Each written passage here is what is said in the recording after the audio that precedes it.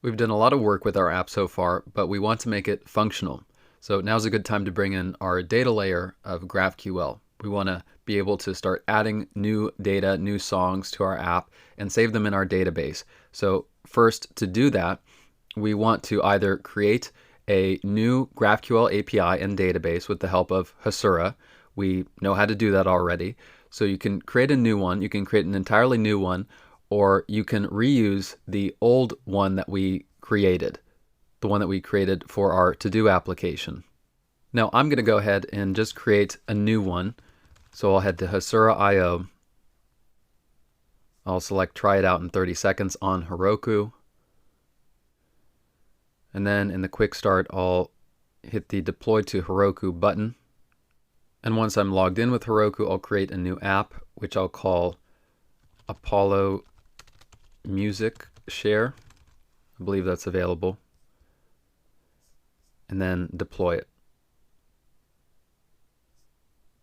So once the app has been deployed, we'll select View and go to our console. And once that's open, we'll create our data. We'll create our first table.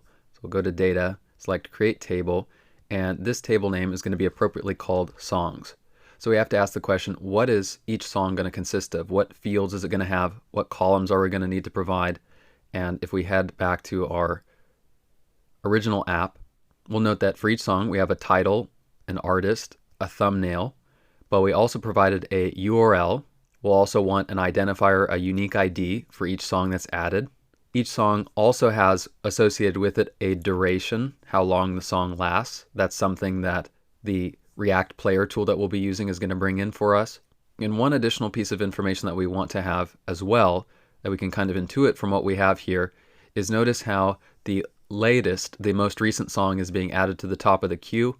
We want to keep track of when each song is created with a column which we'll call created at. So we'll include all of those columns in our table which will be called songs. So the first column will be an ID. This will be of type UUID, and we want to generate a random UUID. The next one will be title, and it's going to be of type text. Next will be artist, also of type text. Thumbnail will be of type text, since that's going to be a URL. URL is also going to be text. We'll have a duration column that's going to be of type real, so we can type that in. And this basically just corresponds to a float. When it comes to GraphQL scalar types, we call this a float number, that is to say a decimal number, not an integer. And we're also going to have a column called created underscore at, and its type is going to be timestamp with a default value of now. We're going to use this now function to get the current timestamp when a given resource is created, a given song is created. The primary key is going to be ID to identify each song, and at the end we'll select add table. And once our table's been created, we see our songs table here on the left. We can head into graphical. We should now have a schema available, and we're going to see how to add our first song. So we're going to add a new mutation. We'll use the insert songs mutation, and what we can do is we can grab the song that we provided here within song list. We can grab the title, so we'll include the title field, the artist, and the thumbnail.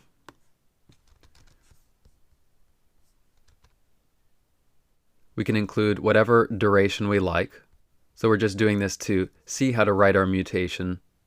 This is a piece of data that we can remove later, and we're going to see how to get the actual duration of the song using our React player tool. So I'm just going to insert the time, maybe 250 seconds. ID and created at are going to be generated automatically, and we also want to try to get the URL of that song that we're grabbing, either from YouTube or SoundCloud. So let's see if I can find it here.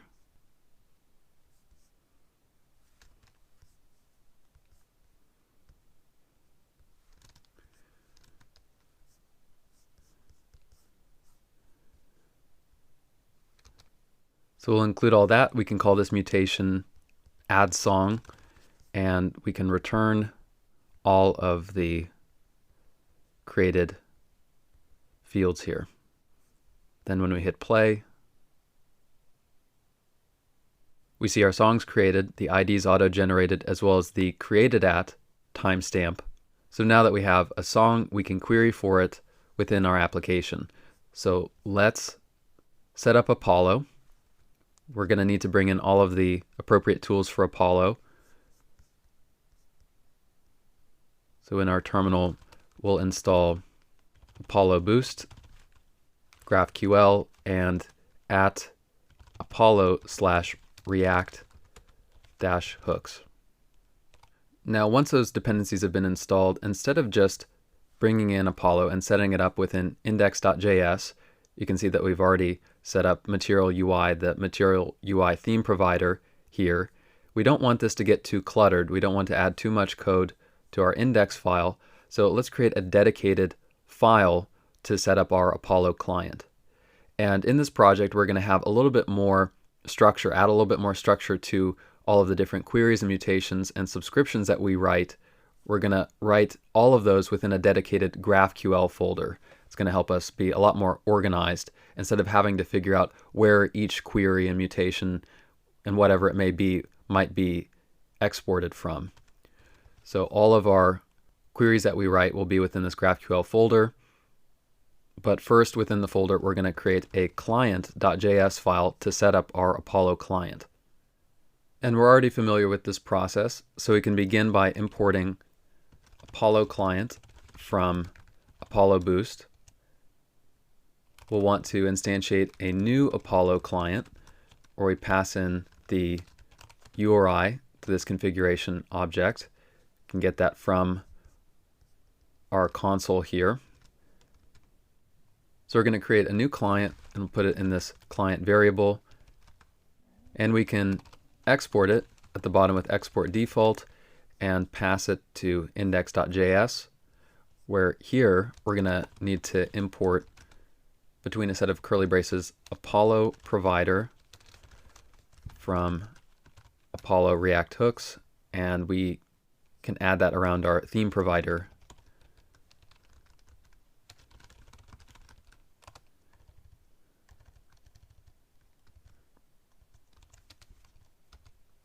And then import client from our GraphQL folder and pass it to the client prop. So we've got our client set up, and now we can write our first query to be able to get all of our songs data. So this first query is going to be a pretty simple one. If we look at the final version of our app, we just want to query for all of our songs.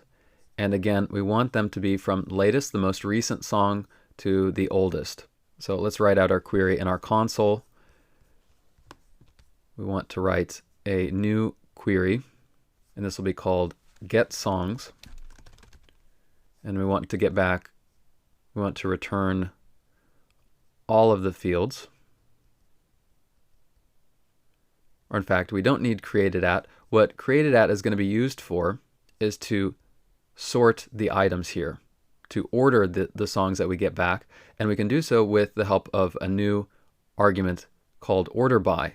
So we can select order by. We want to order by the created at timestamp, and you can see here we now have this option to sort in ascending order, and ascending would mean from oldest to most recent, which is not what we want. We want it to be sorted in descending order, DESC. We're not going to be able to see if this is working successfully. We're going to need more than one song here to determine if this is being sorted correctly. But if we hit play, we should still get our one song. But in the future, note that the most recently added songs are going to be provided up at the top due to how we're ordering it. So let's copy this query and use it within our app. To do so, we're going to create a dedicated queries file within GraphQL. So next to client, we're going to have queries.js, and we'll want to import GQL from Apollo Boost, and write GQL and paste in what we copied, and we'll export it and put this in a variable called getSongs, and then export it from this file. Next, we want to query for all this songs data within our song list component here. So we're going to head to song list, and we can remove our loading variable. Instead, we'll replace that with use query, and we'll import get songs, and we'll get back in an object data, loading, and error. We can remove our hard-coded song now. We're handling loading with our circular progress. We can handle an error if there's an error. We can add a div and just say, we can return a div and say error fetching songs. And now, since we're getting our songs on the data object, we can say data.songs and map over that array. And we no longer need the index. We can just take each song. The key is now going to be song.id, and we're passing all the song data down to our song component. So now we can save everything. We can check our console for any errors. And when we head back, we see our loading spinner. And briefly after that, we have our one loaded song that's coming from our database. Now, the next step is to be able to dynamically add songs to this list. So we want to be able to provide a URL here, just some URL, well, technically a URL of a song. Provide it here. Our add song component is going to check to see whether that's valid or not, whether that song can be played. If it can be, the button's going to be enabled, and then we can, using all the data that our React Player tool is going to provide, it's going to get the thumbnail, title, artist, duration, all of the things that we need to add a song and play it. And then when we hit add song, it's going to be added to the top of our list. So first of all, we want the ability to check to see if a URL is actually one that can be played. So we're going to need to bring in our dependency React Player, React-player, and it's going to give us that capability. So once that's brought in, up at the top of add song, we want to import a couple of things. We're going to bring in what we'll call SoundCloud Player, and that's going to come from react-player/lib/players/SoundCloud, spelled exactly like this, and another tool which we'll call YouTube Player from React Player, lib, players, and YouTube. Now, these two tools, these two imports, are going to help us determine whether a URL can be played either with the YouTube player or the SoundCloud player. So first of all, we'll need to be storing our URL. We want to track it, so we'll need to create some dedicated state for that.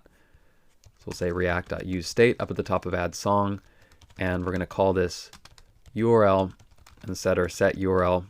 And this will be pretty simple to set up. We want, for the text field down at the bottom, we want to add an on change and get the event and pass through to set URL event.target.value. And we also want to make this a controlled form, so we'll pass the URL down to the URL from state down to the value prop to be able to clear out that form easily, clear out that text field. And now to check and see if our stored URL, when a user types in and our URL is being stored, to check to see if this is one that can be played, we can just add a simple use effect. And this is going to be dependent, it's going to sync with the URL state. And when that changes, what we're going to do is we're going to run some code that's going to take, first of all, the SoundCloud player, and it has a method on it called canPlay, and we're going to pass the URL to it. If it can play this URL, it's going to return a value of true, and we're going to do the same thing for the YouTube player. So we're going to say if either the SoundCloud player can play the URL or the YouTube player can play it, then we want to store that value in a variable which we'll call isPlayable. And this is something we want to put in state, so we'll create a piece of state called playable, and the setter set playable, and by default this is going to be false. The reason why we need this is going to be apparent in just a second. So we're going to take this value is playable and put it in state, the setter. And we mentioned that we want to disable this button. We don't want to make it possible to add a URL to add a new song if the song can't be played. So we're going to use this playable piece of state, and we're going to, using the button at the bottom, we're going to make this button disabled using the disabled attribute. We're going to make it disabled if playable is not true. If not playable, if the song's not playable, then this button should be disabled and the user shouldn't be able to add the song. So let's save and see if this works. So by default, we see that the button's disabled. If I type in google.com, that shouldn't be valid.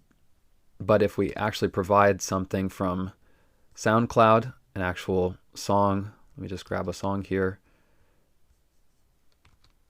we now see that the button works. We can add it. And if we use a YouTube URL,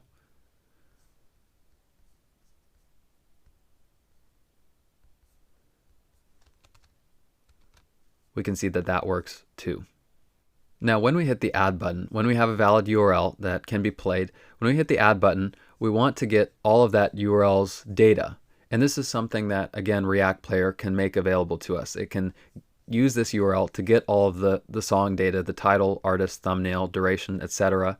But how do we get that data from React Player and use it to populate our form here so it can be easily edited?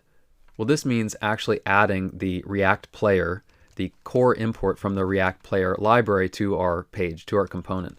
So we're going to import React Player, and this is usually responsible for playing songs. We're going to use React Player later on to actually play the song, but right now we're just going to use it in order to get data from the URL. We're going to import React Player from React-Player, and we're going to add it to the bottom of the page, but we're going to make it invisible. We're going to hide it. So we're going to add React Player as a component, and we're going to pass it the URL.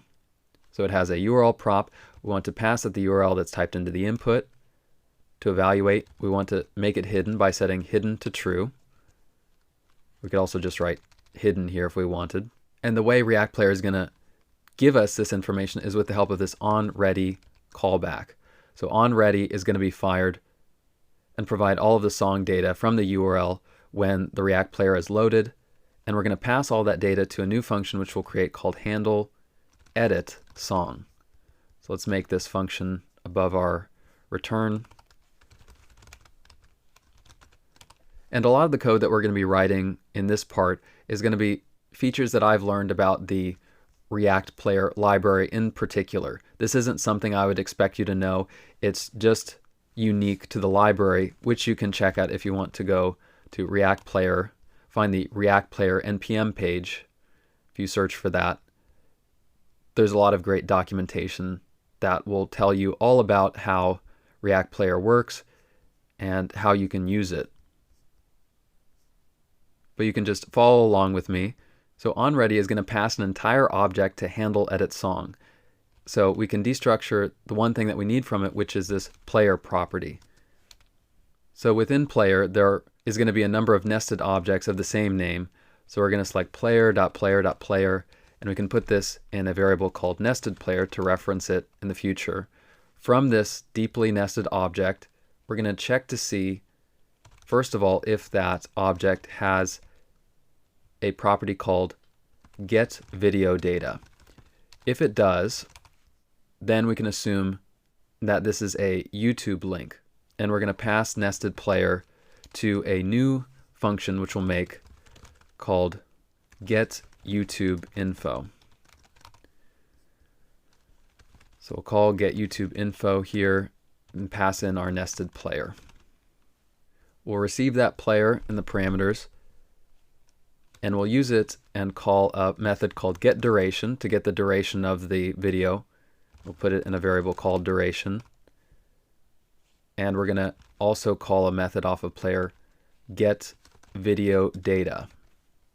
And that's going to return an object from which we can get the title, a video underscore ID value, and the author, that is to say the artist, what we'll be calling the artist of the song.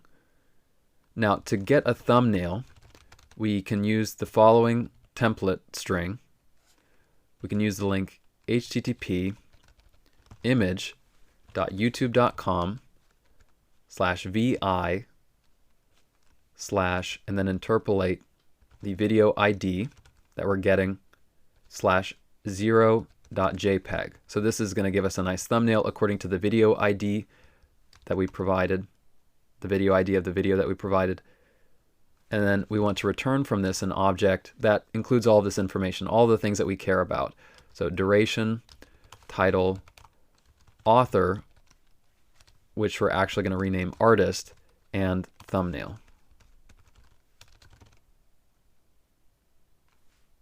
So since this is going to be returned and provided within handle edit song, we can declare a variable above our conditional, which will be used to store it. We'll call that song data.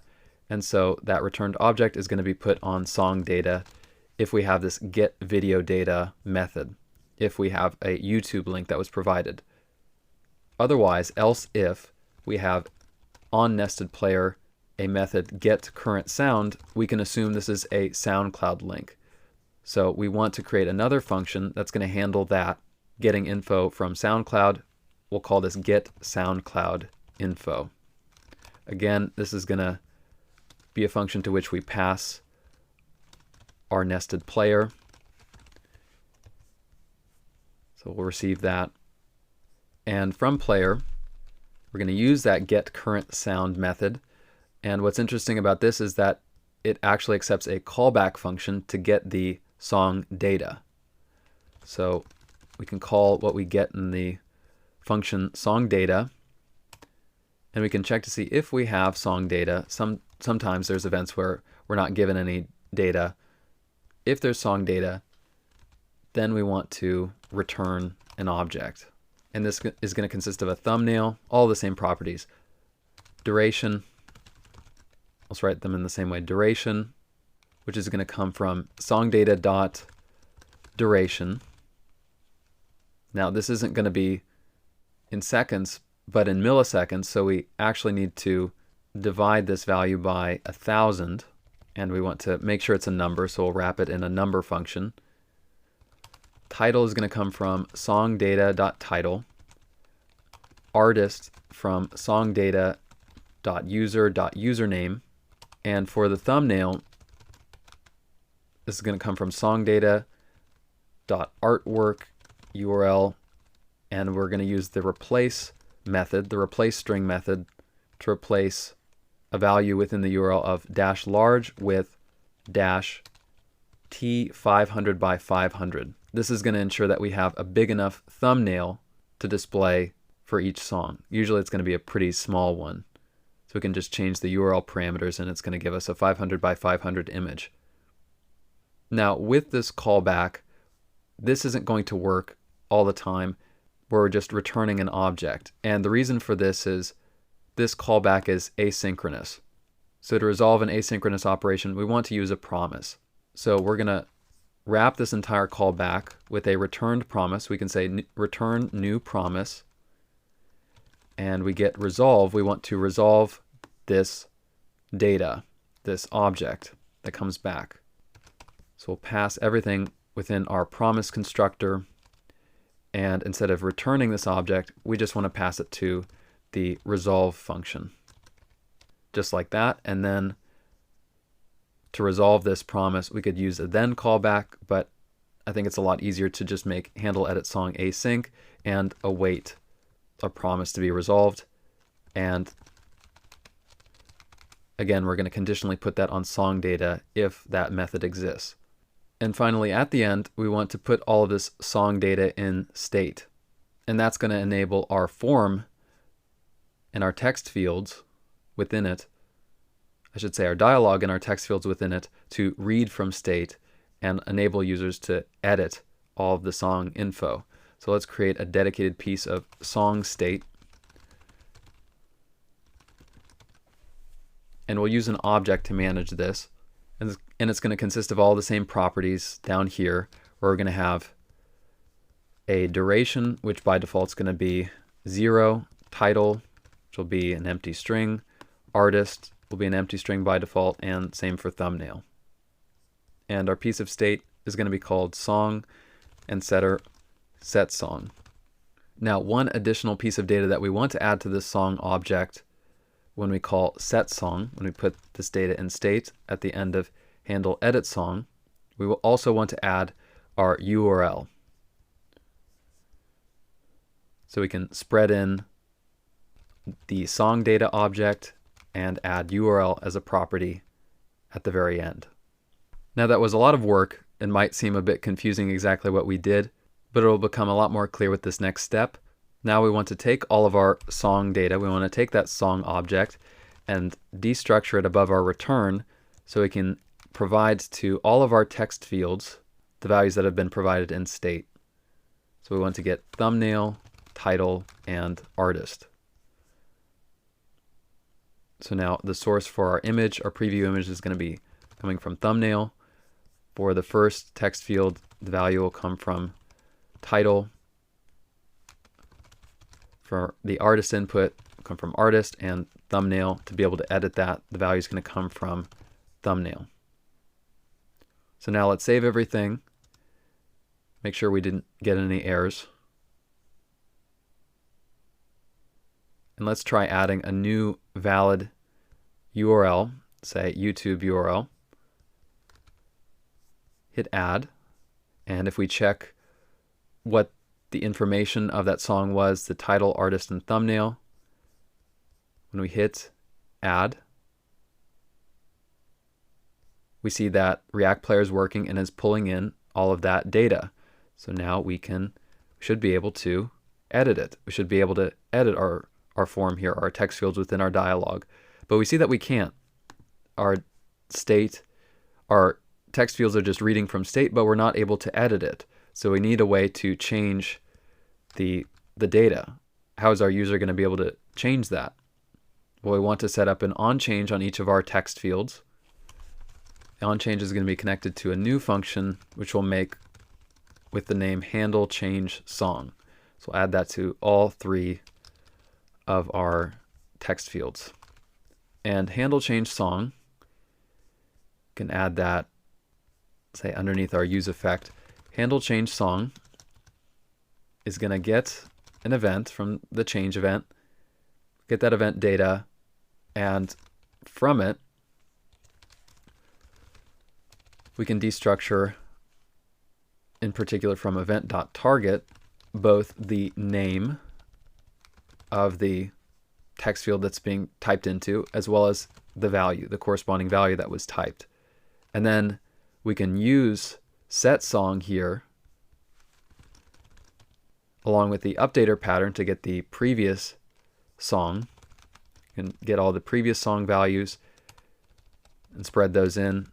And for the given input that's being updated, we can dynamically update that property using the computed property syntax, where name is going to be set to value.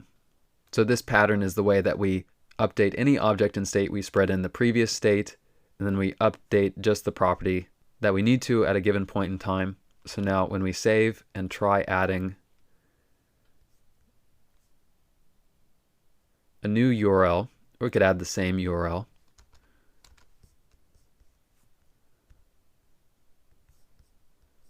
When we do that, we should be able to actually edit these fields as we want, and we can. So finally, we can move on to the fun part, which is adding our songs. To add our songs to the database with the help of a mutation. But before we do that, I want to make you aware of one thing. If a user doesn't provide one of these fields, any one of these fields, it could be one field, it could be multiple fields, we want to reject the submission of it. The data should not be added to our database if one of the fields is missing. So we want to add some form validation here, where if, say, our song doesn't have an artist and a user tries to add it, they get a little visual feedback, say a red text input with some text underneath telling them, hey, you need to fill out this field.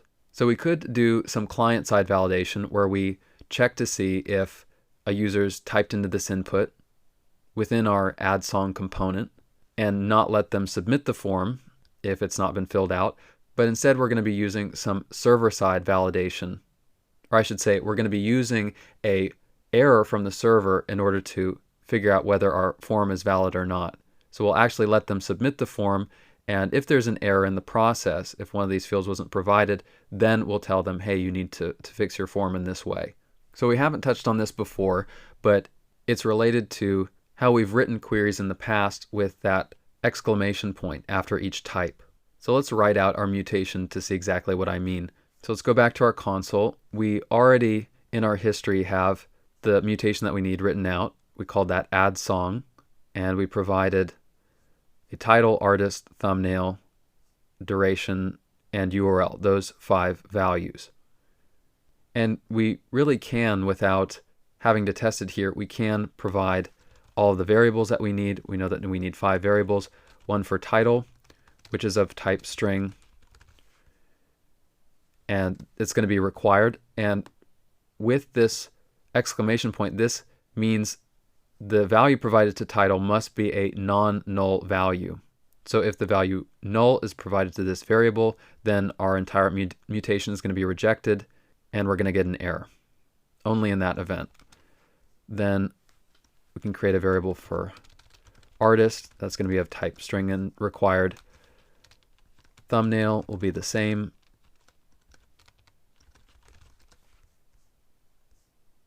Then duration is going to be a float, as I mentioned, $duration. And finally, URL is going to be a string. So let's provide all of these variables to their appropriate arguments.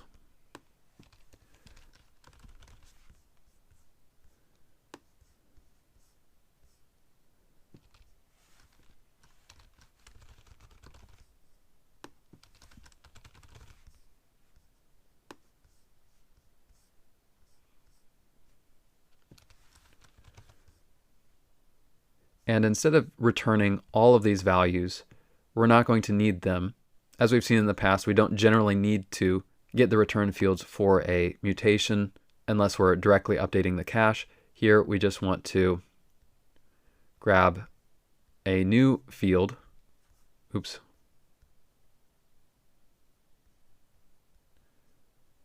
We just want to grab a new field called affected rows.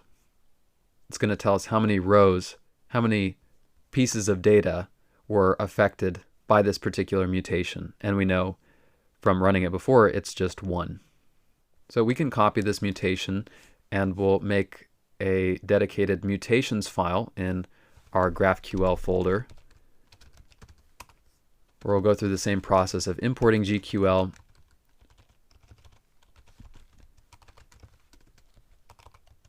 pass in our mutation, and then export it as add song. So naturally we want to bring this into our add song component. So we'll need use mutation to execute it. We'll import that as well as add song. And we'll get back a mutate function, which we'll name add song in camel case.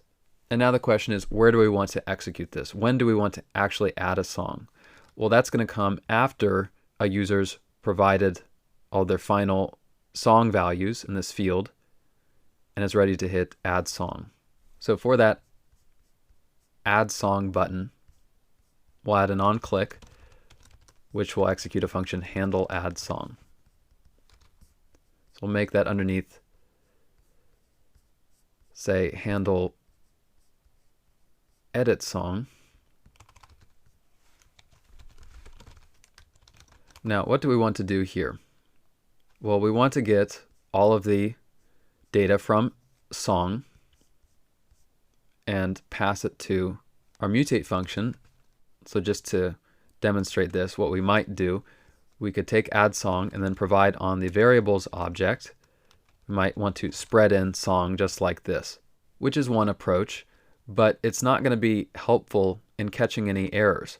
Remember what we said about the exclamation point being a way to ensure that these values, the values provided to these variables, are not null?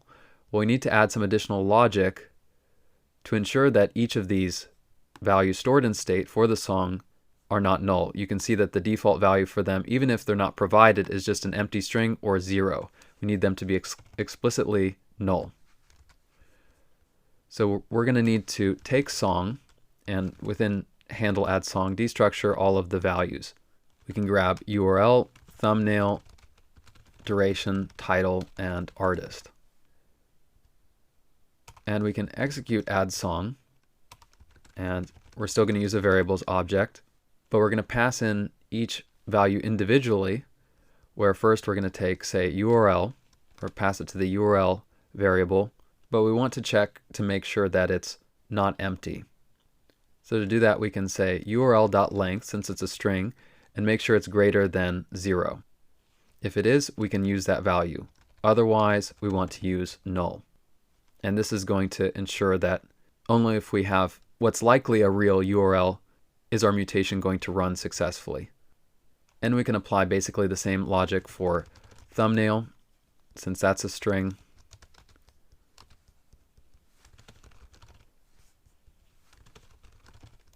And duration. Duration is going to be a little bit different because we're not going to be using the length value since it's just a number. We want to see if it's greater than 0, in which case we'll use it. Otherwise, that'll be null. Title, since that's a string, we can again take the length. And finally, artist, we can do the same.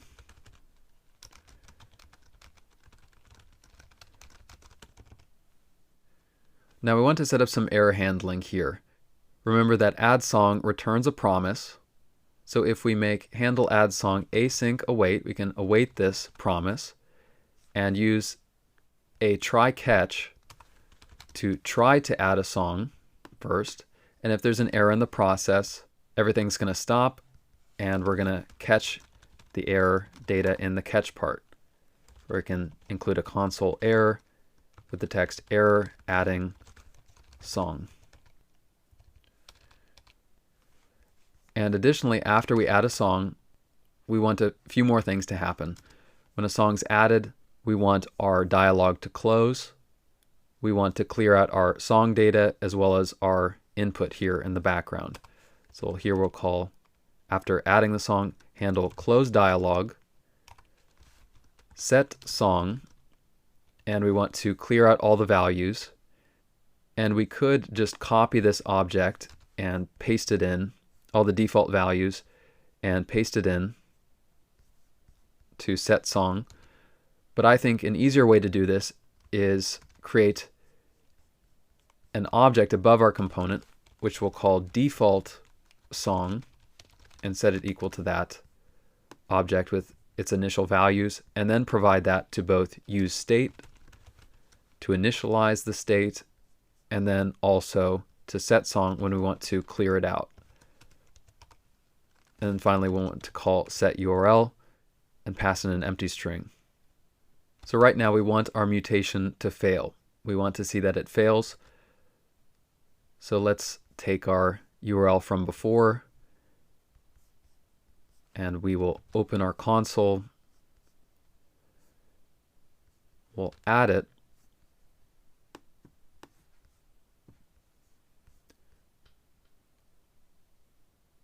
We'll get all of our generated song data, but let's say we don't include artist. We should be getting an error when we hit add song, and we do. We see error adding song, and I made a mistake here. Instead of passing through the error data, I passed through the song data, so let's try that again. So we're going to get some error data back from Hasura. Hasura is the thing that's throwing an error for us. And this is a GraphQL related error. So again, we don't provide an artist. And if we look at our error, we see GraphQL error, null value found for non-nullable type string. Great. We provided null since this artist field wasn't filled out. Pretty straightforward. But we actually want to display to our user, we want to show visually to them, not just in our console, what they need to do. If a user is trying to add a song but they don't get any feedback, this is a problem. They don't know how to fix the error. So what we want to do here is we want to make our input red to indicate an error state, and also we want to add some text to help them out, telling them to fill out the field. So the way that we're going to pass that error data all the way down to our dialog, one approach would be to put the error data in state, but instead, using useMutation, we can grab the second value. We can destructure the second value that's returned from useMutation, which is an object. We can use that object to get error data. And this is going to be made available, since it's in a parent scope, it's going to be made available to everything within our return. So right now, let's just console log what we get back from this error object and see how we're going to figure out which input should our error be associated with.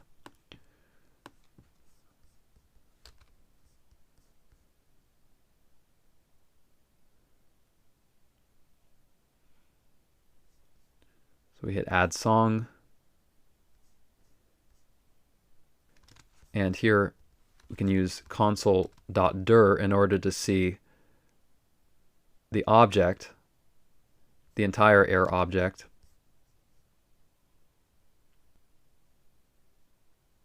We can hit add song, and if we look at this,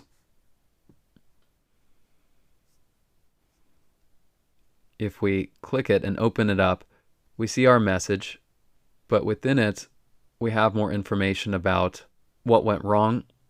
If we go into GraphQL errors here, we see this is an array, and we see that validation failed for the artist field. So we can use that data to figure out which input to show an associated error with. So to indicate to the user which field that they need to fix, we're going to grab from the error object GraphQL errors, take the first element in it. We're going to assume that the error is going to be available on the first element, then go into extensions and see if the path includes the field associated with that input. So let's remove our console dir, and it's going to work like this. We're going to grab the error object with the help of a new function called handle error. We could maybe call it handle input error, but I'm going to leave it as handle error for now. And the way this is going to work is we want to show a red field with each input that has a problem, and we can do that with the help of an error prop. So error should be set to true in order to make our input red. And we also want to include some helper text. So there's this helper text prop where we can include whatever text we want. And in our case, it's going to be fill out field. So how are we going to check to see if there's an error for a given field? Well, we'll use this handle error function. It's going to accept the name of the field that it's on. So if it's on the title field, we'll pass in the text title. And we're going to return the following.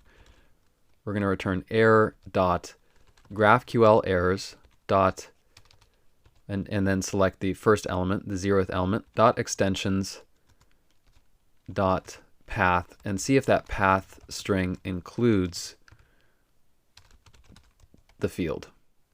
And then we can call handle error immediately and pass the return value to the error prop, and for the title field, we'll provide the text title, and we're going to provide that helper text if handle error returns true. So we can simply say if handle error returns true for title, then we want to return using and return the string fill out field, and we can copy this and include it for the rest of our text fields. For the artist text field, make sure it matches the name, and also for the thumbnail text field. However, if we save this right now, we're going to get an error, and that's because we don't have an error to read from. We're going to get a type error, cannot read property GraphQL errors of undefined. Right within our handle error function, we're assuming that there is already an error, which there's not. So we'd have to set up a conditional where we say only if we have an error, then we want to return the computed value for error, GraphQL errors, etc. Now, this is one way to do it with the double and. Only if we have an error do we want to return the rest of the expression. But a newer, better way to do this is with the optional chaining operator. So for every property or object where we're checking to see if it exists first before grabbing the property within it, we can just add a question mark before the period here. So I believe we can do that for the remainder of these objects, for the nested objects, just in case. So now if we save add song, we don't get any errors. And if we try using our URL like before,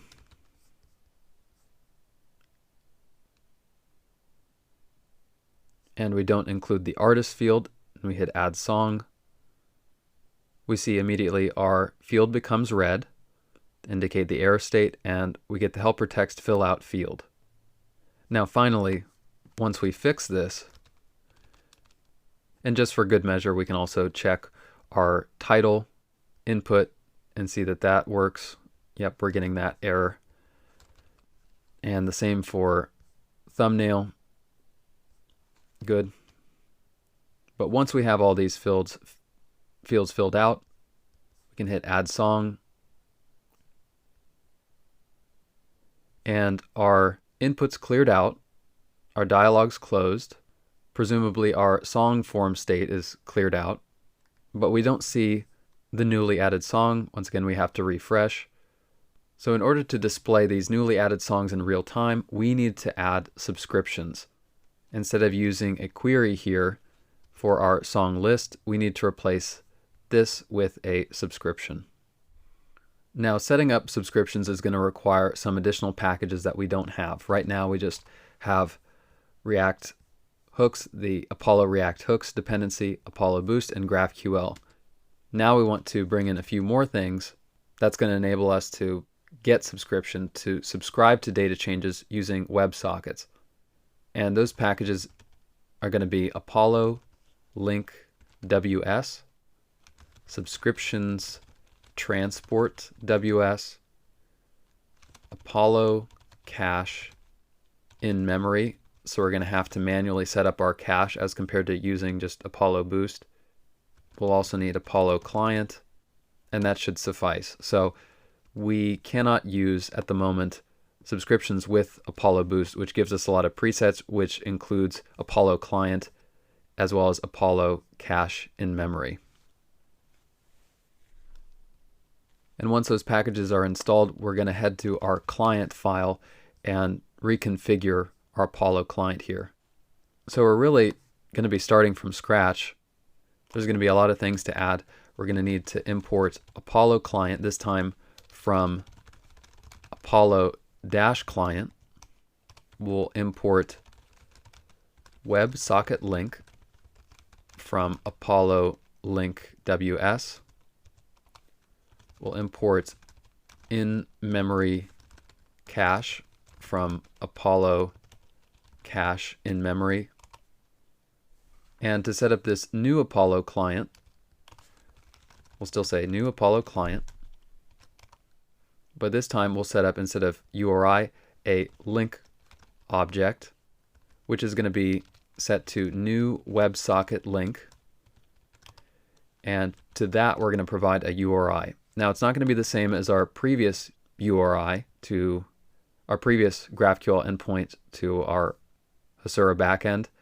We're going to need to modify this a little bit. So we can start with this endpoint, but we want to change the beginning, the connection HTTPS to WSS. So we're going to be connecting to WebSockets in a secure connection. And we want to add an options object, which is just going to tell this WebSocket link to reconnect whenever possible. And underneath the link property, we're going to manually set up our cache. And to do that, we just say new in-memory cache. And that's it for now. So we'll put our created Apollo client in a client variable and export it. Now we can save. And if we take a look at our app, we see that our query is still working and our mutations will work as well, but now we have the ability to swap out our query for a subscription. So we're going to create a subscriptions file in GraphQL, and we're going to grab the one query that we wrote here. We're going to copy it, and we're going to add it to subscriptions. Now the only thing that we have to change out is just change the keyword query to subscription. And again, make sure to import GQL at the top.